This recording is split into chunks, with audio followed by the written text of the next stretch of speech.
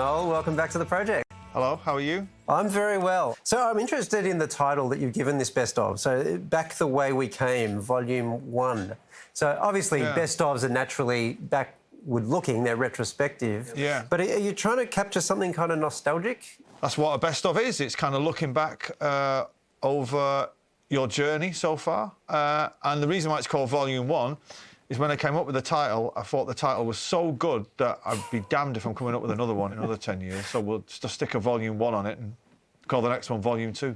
You write all the songs for this project. You wrote them for Oasis as well. So looking back on all of that, what's the best song that you've ever written? Well, it's either got to be a toss-up between the best, I don't know. But the most famous are Don't Look Back in Anger and Wonderwall. They're the ones that everybody in the world seems to know.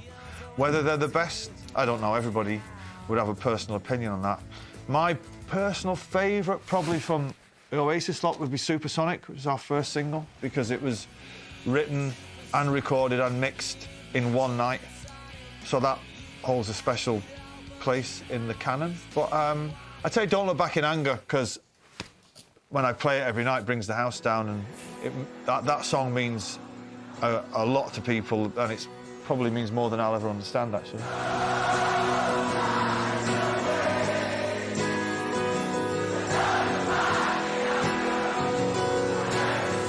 Are you pretty rapt that you were the one who got to sing Don't Look Back in Anger? I was going to sing either one or the other. We went through a period of the singer would walk off stage regularly, like once every 3 gigs, you know, he'd kind of get in a bad mood with himself.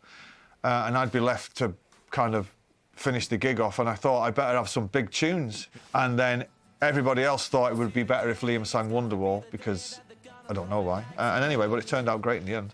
I mean, surely Liam lost out of that one. You get the showstopper. Like, that is the song that everybody stops for. I'd like to think so. Yeah. I'd like to think so. I don't think there's much debate, is there?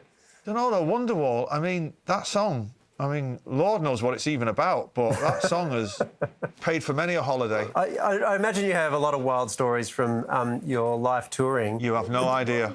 Well, yes, I assume I have no idea. I heard, though, once you were deported from the Netherlands for getting in a brawl with some Chelsea supporters. Is that true? I wasn't. Everybody else was.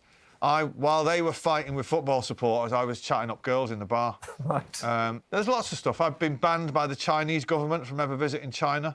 I've forgotten that I did a gig for the Tibetan monks in Central Park. I was so high, I'd forgotten I did it.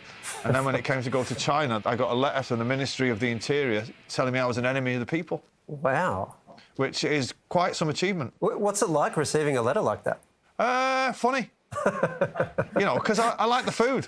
You know what I mean? And it's kind of like, can't go there now. Luckily, it is a cuisine that is widely available around the world. You should be OK. Yeah, but you kind of like to go to the source, right? Right. You know what I mean? Those early days with Oasis, do you look back fondly on those times? Absolutely. Best times of my life.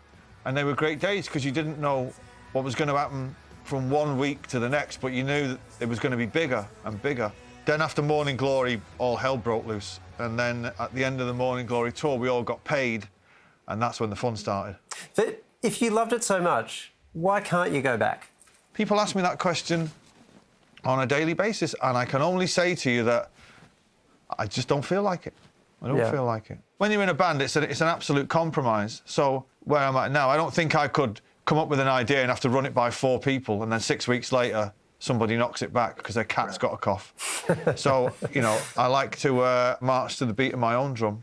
So, no, Oasis is done, I'm afraid. Yeah, well, it's sad for all of us, although perhaps less so for you, I think. Well, no. Listen, the legacy of the band is set in stone, and if people seen us, then they'll understand what all the fuss is about. If you didn't see us, then that's tough, because I never seen the Beatles or the Sex Pistols, so get over it. I understand. I have to say, I'm someone who watches, you know, from a distance, but I'm just staggered with how often you end up talking about your, you know, your ongoing stoush and your situation with your brother. And I just feel at the end of it, can you just tell me that you love him? Like, beneath it all? Well, it's not me that ever starts the conversation. Right. Other people are fascinated by it, which is fascinating to me, but other than that, I don't really have a great deal to say about it. It wasn't a yes. I was hoping for a yes, but I understand. I'll let you answer that however you like. I'm out of time, I'm afraid. I could keep talking to you for hours. It's been wonderful to speak to you. Thank you very Noel much. Gallagher, thank you so much for your time. Thank you very much.